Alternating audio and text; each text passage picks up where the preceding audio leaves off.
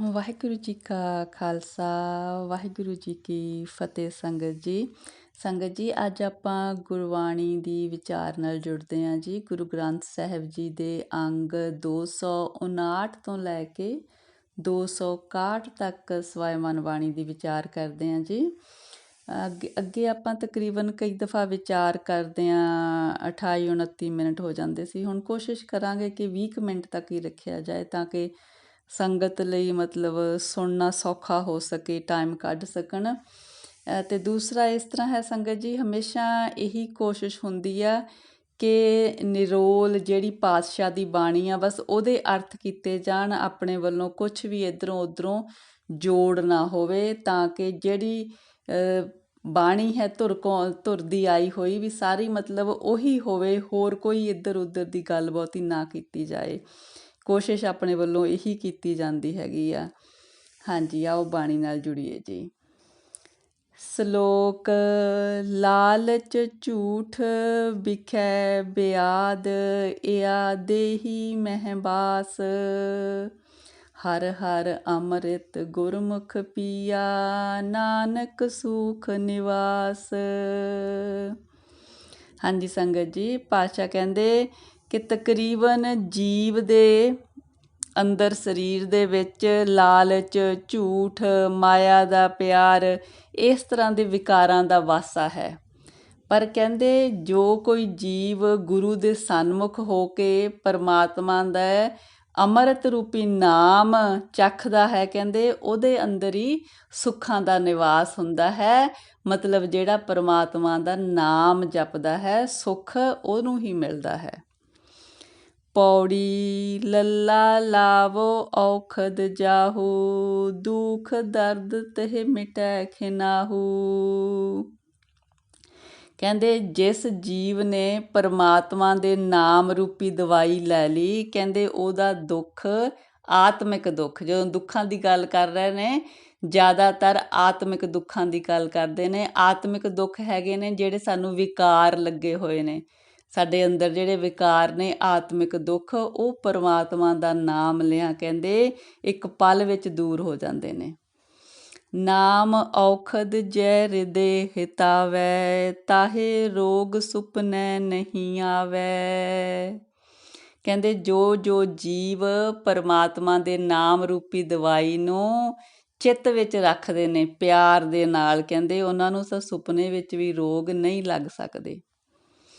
ਹਰ ਔਖਦ ਸਭ ਘਟ ਹੈ ਪਾਈ, ਗੁਰ ਪੂਰੇ ਬਿਨ ਬਿਦ ਨਾ ਬਨਾਈ। ਕਹਿੰਦੇ ਜਿਹੜੀ ਇਹ ਨਾਮ ਔਖਦ ਦੀ ਦਵਾਈ ਆ, ਉਹ ਹਰ ਇੱਕ ਹਿਰਦੇ ਵਿੱਚ ਆ। ਪਰਮਾਤਮਾ ਦਾ ਨਾਮ ਹਰ ਇੱਕ ਹਿਰਦੇ ਵਿੱਚ ਗੁਪਤ ਛੁਪਿਆ ਹੋਇਆ, ਪਰ ਉਹਨੂੰ ਪ੍ਰਗਟ ਕਰਨ ਦੀ ਕਹਿੰਦੇ ਜਿਹੜੀ ਵਿਧੀ ਆ, ਉਹ ਪੂਰੇ ਗੁਰੂ ਨੂੰ ਮਿਲ ਕੇ ਹੀ ਬਣਦੀ ਆ। ਗੁਰੂ ਵੱਲੋਂ ਹੀ ਫਿਰ ਨਾਮ ਦ੍ਰਿੜ ਕਰਵਾਇਆ ਜਾਂਦਾ ਨਾ, ਫਿਰ ਜੀਵ ਉਹਨੂੰ ਨਾਮ ਦੀ ਕਮਾਈ ਕਰਦੇ ਨੇ। ਗੁਰ ਪੂਰੈ ਸੰਜਮ ਕਰ ਦੀਆ, ਨਾਨਕ ਤੋ ਫਿਰ ਦੁਖ ਨ ਥੀਆ। ਫਿਰ ਨਾਨਕ ਜੀ ਕਹਿੰਦੇ ਨੇ ਜਦੋਂ ਗੁਰੂ ਨੇ ਦੱਸ ਦਿੱਤਾ ਨਾ ਕਿ ਵੀ ਇਹ ਜਿਹੜੀ ਨਾਮ ਔਖਦ ਦੀ ਦਵਾਈ ਆ ਕਿਵੇਂ ਵਰਤਣੀ ਆ, ਫਿਰ ਕਹਿੰਦੇ ਜੀਵ ਨੂੰ ਕੋਈ ਦੁੱਖ ਦਰਦ ਨਹੀਂ ਲੱਗਦਾ। ਸ਼ਲੋਕ। ਵਾਸੁਦੇਵ ਸਰਬਤਰ ਮੈਂ, ਊਨ ਨ ਕਥਹੂੰ ਠਾਏ। ਅੰਤਰ ਬਾਹਰ ਸੰਗ ਹੈ, ਨਾਨਕ ਕਾਏ ਦੁਰਾਏ। ਕਹਿੰਦੇ ਪਰਮਾਤਮਾ ਹਰ ਇੱਕ ਘਟ ਵਿੱਚ ਹੈ। ਇੱਦਾਂ ਨਹੀਂ ਹੈ ਵੀ ਕਿਤੇ ਕੋਈ ਘਾਟ ਆ ਵੀ ਪਰਮਾਤਮਾ ਨਹੀਂ, ਪਰਮਾਤਮਾ ਹਰ ਇੱਕ ਘਟ ਵਿੱਚ ਵਸ ਰਿਹਾ। ਕਹਿੰਦੇ ਅੰਦਰ ਬਾਹਰ ਹਰ ਇੱਕ ਜਗ੍ਹਾ 'ਤੇ ਪਰਮਾਤਮਾ, ਕੋਈ ਵੀ ਜਗ੍ਹਾ ਇੱਦਾਂ ਦੀ ਨਹੀਂ ਜੋ ਪਰਮਾਤਮਾ ਤੋਂ ਲੁਕੀ ਹੋਈ ਆ ਜਾਂ ਪਰਮਾਤਮਾ ਤੋਂ ਦੂਰ ਆ, ਜਾਂ ਪਰਮਾਤਮਾ ਉਸ ਜਗ੍ਹਾ ਤੋਂ ਦੂਰ ਆ। ਪੌੜੀ। ਵੱਵਾ ਵੈਰ ਨ ਕਰੀਐ ਕਾਹੂ, ਘਟ ਘਟ ਅੰਤਰ ਬ੍ਰਹਮ ਸਮਾਹੂ। ਕਹਿੰਦੇ ਕਿਸੇ ਵੀ ਜੀਵ ਦੇ ਨਾਲ ਵੈਰ ਨਹੀਂ ਕਰਨਾ ਚਾਹੀਦਾ, ਕਿਉਂਕਿ ਹਰ ਇੱਕ ਘਟ ਵਿੱਚ ਉਹੀ ਤਾਂ ਵਸ ਰਿਹਾ। ਫਿਰ ਅਸੀਂ ਉਹਦੇ ਨਾਲ ਹੀ ਵੈਰ ਕਰ ਰਹੇ ਹੋਏ ਨਾ, ਕਿਉਂਕਿ ਹਰ ਇੱਕ ਸਰੀਰ ਵਿੱਚ ਉਹੀ ਵਸਿਆ ਹੋਇਆ, ਫਿਰ ਕਿਸੇ ਨਾਲ ਵੀ ਵੈਰ ਕਰਨਾ ਨਹੀਂ ਫੱਬਦਾ। ਵਾਸੁਦੇਵ ਜਲ ਥਲ ਮਹਿ ਰਵਿਆ, ਗੁਰ ਪ੍ਰਸਾਦ ਵਿਰਲੇ ਹੀ ਗਵਿਆ। ਕਹਿੰਦੇ ਪਰਮਾਤਮਾ ਜਲ ਥਲ ਵਿੱਚ ਹਰ ਇੱਕ ਜਗ੍ਹਾ 'ਤੇ ਕਹਿੰਦੇ ਭਰਪੂਰ ਹੈ, ਵਿਆਪਕ ਹੈ, ਪਰ ਕਹਿੰਦੇ ਗੁਰੂ ਦੀ ਕਿਰਪਾ ਨਾਲ ਕਿਸੇ ਵਿਰਲੇ ਦੀ ਪਹੁੰਚ ਹੁੰਦੀ ਆ ਪਰਮਾਤਮਾ ਤੱਕ। ਵੈਰ ਵਿਰੋਧ ਮਿਟੇ ਤਿਹ ਮਨ ਤੇ, ਹਰ ਕੀਰਤਨ ਗੁਰਮੁਖ ਜੋ ਸੁਨ ਤੇ।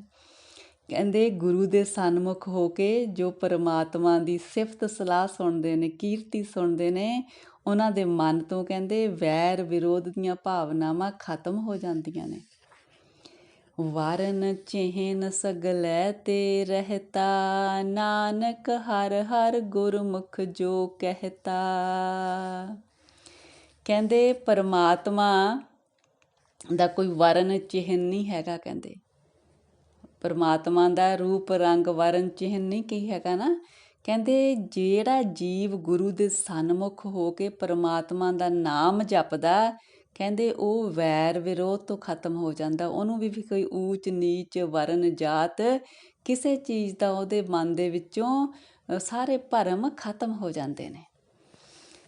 ਸ਼ਲੋਕ ਹਉ ਹਉ ਕਰਤ ਬਿਹਾਨੀਆਂ, ਸਾਕਤ ਮੁਗਧ ਅਜਾਨ। ਰੜਕ ਮੂਏ ਜਿਉ ਤ੍ਰਿਖਾਵੰਤ, ਨਾਨਕ ਕਿਰਤ ਕਮਾਨ। ਕਹਿੰਦੇ ਜਿਹੜੇ ਜੀਵ ਗੁਰੂ ਤੋਂ ਮੁੱਖ ਮੋੜਦੇ ਨੇ, ਮਾਇਆ ਦੇ ਨਾਲ ਪਿਆਰ ਲਾਈ ਰੱਖਦੇ ਨੇ ਅਤੇ ਸਦਾ ਹਉਮੈ ਵਿੱਚ ਆਪਣੀ ਜ਼ਿੰਦਗੀ ਬਤੀਤ ਕਰਦੇ ਨੇ, ਕਹਿੰਦੇ ਉਹਨਾਂ ਦੇ ਅੰਦਰ ਹਉਮੈ ਦੀ ਰੜਕ, ਹਉਮੈ ਦਾ ਕੰਡਾ ਉਹਨਾਂ ਨੂੰ ਇਸ ਤਰ੍ਹਾਂ ਤੰਗ ਕਰਦਾ, ਇਸ ਤਰ੍ਹਾਂ ਤੜਫਾਉਂਦਾ ਜਿਵੇਂ ਕੋਈ ਕਹਿੰਦੇ ਪਾਣੀ ਤੋਂ ਪਿਆਸਾ ਮਰ ਰਿਹਾ ਹੋਵੇ। ਇਸ ਤਰ੍ਹਾਂ ਦੀ ਤੜਫ ਹਉਮੈ ਦੀ ਉਹਨਾਂ ਨੂੰ ਤੰਗ ਕਰਦੀ ਆ ਅੰਦਰੋਂ। ਪੌੜੀ ਰਾੜਾ ਰਾੜ ਮਿਟੈ ਸੰਗ ਸਾਧੂ, ਕਰਮ ਧਰਮ ਤਤ ਨਾਮ ਅਰਾਧੂ। ਕਹਿੰਦੇ ਜਿਹੜੇ ਜੀਵ ਸਾਧੂ ਦਾ ਸੰਗ ਕਰਦੇ ਨੇ, ਗੁਰੂ ਦਾ ਸੰਗਤ ਕਰਦੇ ਨੇ, ਕਹਿੰਦੇ ਉਹ ਪਰਮਾਤਮਾ ਦਾ ਨਾਮ ਧਿਆਉਂਦੇ ਨੇ, ਜੋ ਕਹਿੰਦੇ ਸਭ ਤੋਂ ਉੱਚੀ ਸ੍ਰੇਸ਼ਟ ਕਰਨੀ ਹੈ, ਸਾਰੇ ਕਰਮਾਂ ਧਰਮਾਂ ਦਾ ਸਾਰ ਹੈ ਪਰਮਾਤਮਾ ਦਾ ਨਾਮ ਲੈਣਾ। ਉਹ ਫਿਰ ਕਹਿੰਦੇ ਸਾਧੂ ਦੀ ਸੰਗਤ ਦੇ ਵਿੱਚ ਪਰਮਾਤਮਾ ਦਾ ਨਾਮ ਜਪਦੇ ਨੇ, ਜੋ ਉਹਦੀ ਸੰਗਤ ਕਰਦੇ ਨੇ।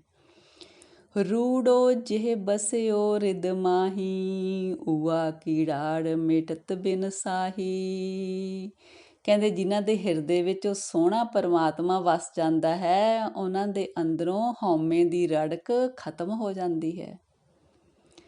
ਰਾੜ ਕਰਤ ਸਾਕਤ ਗਾਵਾਰਾ, ਜਿਹ ਹੀਐ ਅਹੰ ਬੁੱਧ ਵਿਕਾਰਾ। ਕਹਿੰਦੇ ਜਿਸ ਜੀਵ ਦੇ ਅੰਦਰ ਹਿਰਦੇ ਦੇ ਵਿੱਚ ਹੰਕਾਰ ਦਾ ਵਿਕਾਰ ਰਹਿੰਦਾ, ਕਹਿੰਦੇ ਫਿਰ ਉਹਨੂੰ ਇਸ ਦੀ ਚੋਭ ਲੱਗਦੀ ਰਹਿੰਦੀ ਆ ਹਉਮੈ ਦੀ, ਉਹ ਹਉਮੈ ਵਿੱਚ ਹੀ ਫਸਿਆ ਰਹਿੰਦਾ। ਰਾੜਾ ਗੁਰਮੁਖ ਰਾੜ ਮਿਟਾਈ, ਨਿਮਖ ਮਾਹੇ ਨਾਨਕ ਸਮਝਾਈ। ਕਹਿੰਦੇ ਜਿਹੜੇ ਜੀਵ ਨੇ ਗੁਰੂ ਦੀ ਸ਼ਰਨ ਲੈ ਲਈ, ਫਿਰ ਗੁਰੂ ਨੇ ਉਹਦੇ ਅੰਦਰੋਂ ਇਹ ਹਉਮੈ ਦਾ ਕੰਡਾ ਕੱਢ ਦਿੱਤਾ। ਨਾਨਕ ਜੀ ਕਹਿੰਦੇ ਨੇ ਗੁਰੂ ਨੇ ਇੱਕ ਪਲ ਵਿੱਚ ਹੀ ਉਸ ਜੀਵ ਨੂੰ ਜੀਵਨ ਦੀ ਅਸਲੀਅਤ ਸਮਝਾ ਦਿੱਤੀ। ਸ਼ਲੋਕ ਸਾਧੂ ਕੀ ਮਨ ਓਟ ਗਹੋ, ਉਕਤ ਸਿਆਣਪ ਤਿਆਗ। ਗੁਰ ਦੀਖਿਆ ਜਿਹ ਮਨ ਬਸੈ, ਨਾਨਕ ਮਸਤਕ ਭਾਗ। ਕਹਿੰਦੇ ਹੇ ਮੇਰੇ ਮਨ, ਆਪਣੀਆਂ ਸਾਰੀਆਂ ਸਿਆਣਪਾਂ ਛੱਡ ਦੇ ਅਤੇ ਗੁਰੂ ਦੀ ਸ਼ਰਨ ਪੈ ਜਾ। ਕਹਿੰਦੇ ਗੁਰੂ ਦਾ ਆਸਰਾ ਤੱਕ ਲੈ। ਫਿਰ ਜਿਸ ਜੀਵ ਨੇ ਕਹਿੰਦੇ ਗੁਰੂ ਦੀ ਸਿੱਖਿਆ ਨੂੰ ਮਨ ਵਿੱਚ ਵਸਾ ਲਿਆ, ਉਹਦੇ ਨਾਨਕ ਜੀ ਕਹਿੰਦੇ ਵੱਡੇ ਭਾਗ ਹੋ ਗਏ, ਉਹਦੇ ਮੱਥੇ ਦੇ ਭਾਗ ਚਮਕ ਗਏ ਨੇ। ਕਹਿੰਦੇ ਜਿਹਨੇ ਗੁਰੂ ਦੀ ਸਿੱਖਿਆ ਮੰਨ ਲਈ। ਪੌੜੀ ਸੱਸਾ ਸਰਨ ਪਰੇ ਅਬ ਹਾਰੇ, ਸਾਸਤਰ ਸਿਮਰਤ ਵੇਦ ਪੁਕਾਰੇ। ਸੋਧਤ ਸੋਧਤ ਸੋਧ ਵਿਚਾਰਾ, ਬਿਨ ਹਰ ਭਜਨ ਨਹੀਂ ਛੁਟਕਾਰਾ।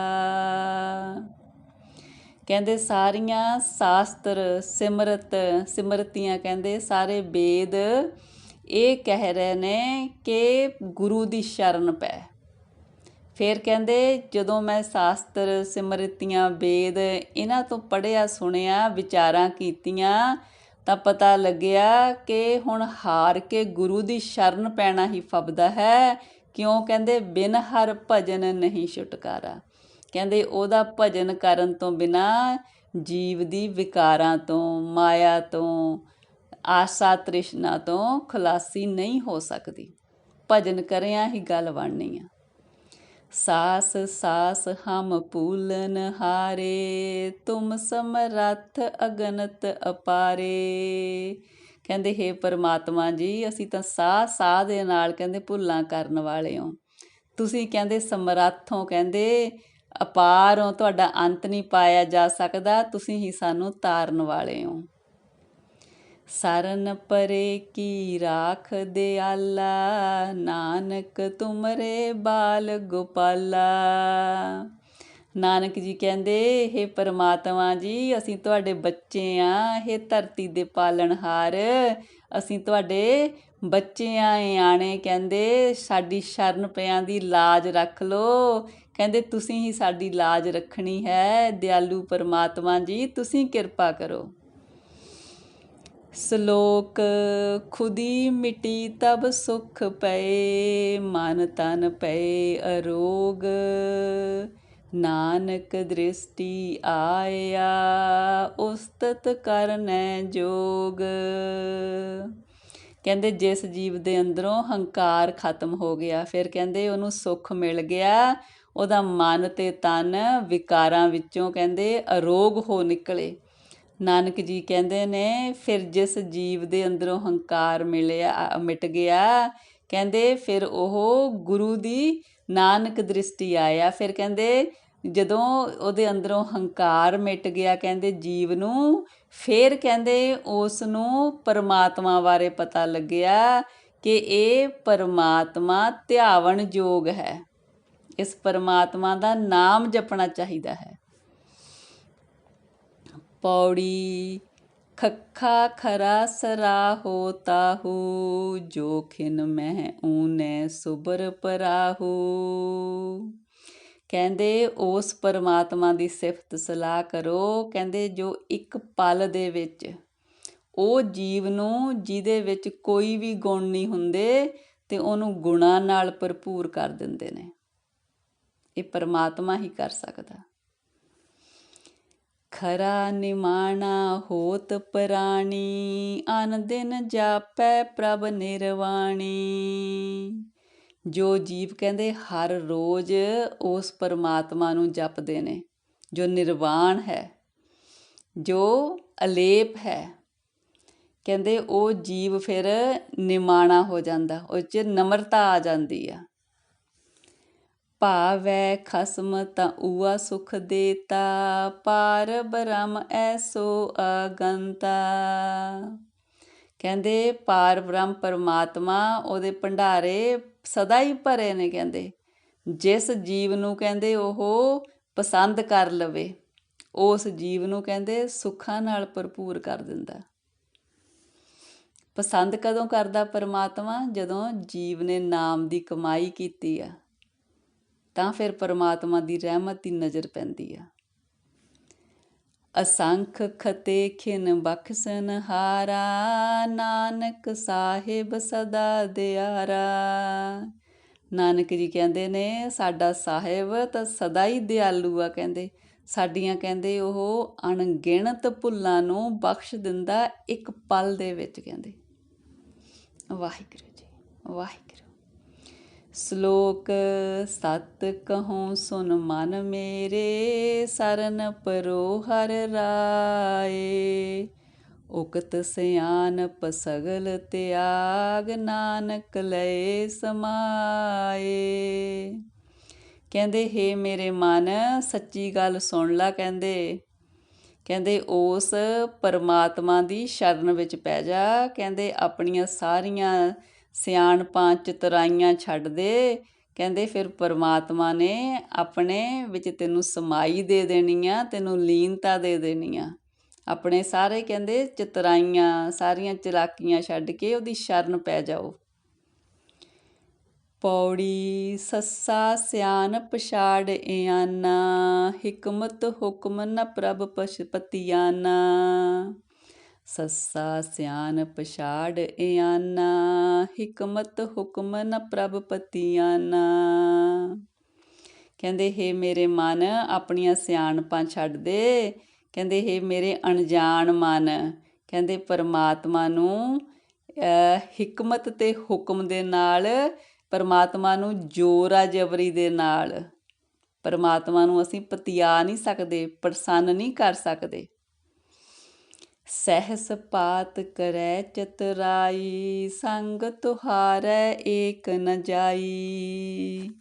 ਕਹਿੰਦੇ ਚਾਹੇ ਤੂੰ ਕੋਈ ਹਜ਼ਾਰਾਂ ਸਿਆਣਪਾਂ ਕਰ ਲਾ, ਕਹਿੰਦੇ ਚਤੁਰਾਈਆਂ ਕਰ ਲਾ, ਪਰ ਇੱਕ ਵੀ ਤੇਰੇ ਨਾਲ ਨਹੀਂ ਨਿਭਣੀ ਹੈਗੀ। ਸੋਊ ਸੋਊ ਜਪ ਦਿਨ ਰਾਤੀ, ਰੇ ਜੀ ਚਲੈ ਤੁਹਾਰੈ ਸਾਥੀ। ਕਹਿੰਦੇ ਹੇ ਮੇਰੀ ਜਿੰਦੇ ਦਿਨ ਰਾਤ ਉਸ ਪਰਮਾਤਮਾ ਦਾ ਨਾਮ ਜਪ, ਜੋ ਸਦਾ ਹੀ ਤੇਰੇ ਨਾਲ ਚੱਲਣ ਵਾਲਾ ਹੈ। ਸਾਧ ਸੇਵਾ ਲਾਵੈ ਜਿਹ ਆਪੈ, ਨਾਨਕ ਤਾ ਕੋ ਦੁਖ ਨ ਵਿਆਪੈ। ਨਾਨਕ ਜੀ ਕਹਿੰਦੇ ਨੇ ਜਿਸ ਵੀ ਜੀਵ ਨੂੰ ਪਰਮਾਤਮਾ ਗੁਰੂ ਦੀ ਸੇਵਾ ਚਲਾ ਦਿੰਦਾ, ਉਸ ਜੀਵ ਨੂੰ ਫਿਰ ਕੋਈ ਦੁੱਖ ਨਹੀਂ ਵਿਆਪਦਾ ਹੈਗਾ। ਕਿਉਂਕਿ ਫਿਰ ਜਦੋਂ ਗੁਰੂ ਦੀ ਸ਼ਰਨ ਕੋਈ ਜੀਵ ਪੈ ਗਿਆ, ਗੁਰੂ ਦੀ ਸਿੱਖਿਆ 'ਤੇ ਚੱਲ ਪਿਆ, ਨਾਮ ਦੀ ਕਮਾਈ ਕਰ ਲਈ, ਫਿਰ ਦੁੱਖ ਤਾਂ ਰਿਹਾ ਹੀ ਨਾ ਕੋਈ। ਸ਼ਲੋਕ ਹਰ ਹਰ ਮੁਖ ਤੇ ਬੋਲਣਾ, ਮਨ ਬੂਠੈ ਸੁਖ ਹੋਏ। ਨਾਨਕ ਸਭ ਮੈਂ ਰਵ ਰਹਿਆ, ਥਾਨ ਥਨੰਤਰ ਸੋਏ। ਕਹਿੰਦੇ ਹੇ ਜੀਵ ਆਪਣੇ ਮੁਖ ਤੋਂ ਹਰੀ ਦਾ ਨਾਮ ਜਪਿਆ ਕਰ। ਫਿਰ ਇਸ ਤਰ੍ਹਾਂ ਜਦੋਂ ਤੇਰੇ ਮਨ ਵਿੱਚ ਹਰੀ ਦਾ ਨਾਮ ਵਸ ਜਾਂਦਾ, ਫਿਰ ਤੈਨੂੰ ਸੁੱਖ ਆਨੰਦ ਹੁੰਦਾ। ਨਾਨਕ ਜੀ ਕਹਿੰਦੇ ਨੇ ਉਹ ਵਾਹਿਗੁਰੂ ਜੋ ਹਰ ਇੱਕ ਜਗ੍ਹਾ 'ਤੇ ਵਿਆਪਕ ਹੈ, ਹਰ ਇੱਕ ਥਾਂ 'ਤੇ ਵਿਆਪਕ ਹੈ। ਪੌੜੀ ਹੇਰੋ ਘਟ ਘਟ ਸਗਲ ਕੈ, ਪੂਰ ਰਹਿ ਭਗਵਾਨ। ਹੋਵਤ ਆਏ ਸਦ ਸਦੀਵ, ਦੁਖ ਭੰਜਨ ਗੁਰ ਗਿਆਨ। ਕਹਿੰਦੇ ਮੈਂ ਦੇਖ ਰਿਹਾ ਹਰ ਇੱਕ ਜਗ੍ਹਾ 'ਤੇ, ਹਰ ਇੱਕ ਸਰੀਰ ਦੇ ਵਿੱਚ ਪਰਮਾਤਮਾ ਪੂਰੀ ਤਰ੍ਹਾਂ ਵਿਆਪਕ ਹੈ। ਕਹਿੰਦੇ ਉਹ ਮੁੱਢ ਕਦੀਮਾ ਤੋਂ ਆਇਆ, ਹੁਣ ਵੀ ਹੈ ਅਤੇ ਉਹਨੇ ਸਦਾ ਹੀ ਰਹਿਣਾ। ਉਹ ਦੁੱਖਾਂ ਦਾ ਨਾਸ਼ ਕਰਨ ਵਾਲਾ ਹੈ ਪਰਮਾਤਮਾ। ਕਹਿੰਦੇ ਇਹ ਸਭ ਕੁਛ ਗੁਰੂ ਵੱਲੋਂ ਦਿੱਤੇ ਗਿਆਨ ਤੋਂ ਪਤਾ ਲੱਗਦਾ। ਹਉ ਛੁਟ ਕੈ ਹੋਏ ਆਨੰਦ, ਤਿਹ ਹਉ ਨਾਹੀ ਤਹ ਆਪ। ਹਤੇ ਦੁਖ ਜਨਮੈ ਮਰਨ, ਸੰਤ ਸੰਗ ਪ੍ਰਤਾਪ। ਕਹਿੰਦੇ ਜਦੋਂ ਜੀਵ ਦੇ ਅੰਦਰੋਂ ਹਉਮੈ ਖਤਮ ਹੋ ਜਾਂਦੀ ਆ ਤਾਂ ਜੀਵ ਨੂੰ ਆਨੰਦ ਮਿਲਦਾ। ਜਿੱਥੇ ਕਹਿੰਦੇ ਹਉਮੈ ਖਤਮ ਆ, ਉੱਥੇ ਹੀ ਪਰਮਾਤਮਾ ਦਾ ਨਿਵਾਸ ਹੁੰਦਾ। ਇਸ ਤਰ੍ਹਾਂ ਕਹਿੰਦੇ ਜਦੋਂ ਜੀਵ ਸੰਤਾਂ ਦਾ ਸੰਗ ਕਰਦਾ, ਉਹਨਾਂ ਦੇ ਪ੍ਰਤਾਪ ਦੇ ਨਾਲ ਜੀਵਾਂ ਦੇ ਜਨਮ ਮਰਨ ਦੇ ਦੁੱਖ ਖਤਮ ਹੋ ਜਾਂਦੇ ਨੇ। ਜੰਮਣ ਮਰਨ ਦਾ ਗੇੜ। ਹਿਤ ਕਰ ਨਾਮ ਦ੍ਰਿੜੈ ਦਿਆਲਾ, ਸੰਤੈ ਸੰਗ ਹੋਤ ਕਿਰਪਾਲਾ।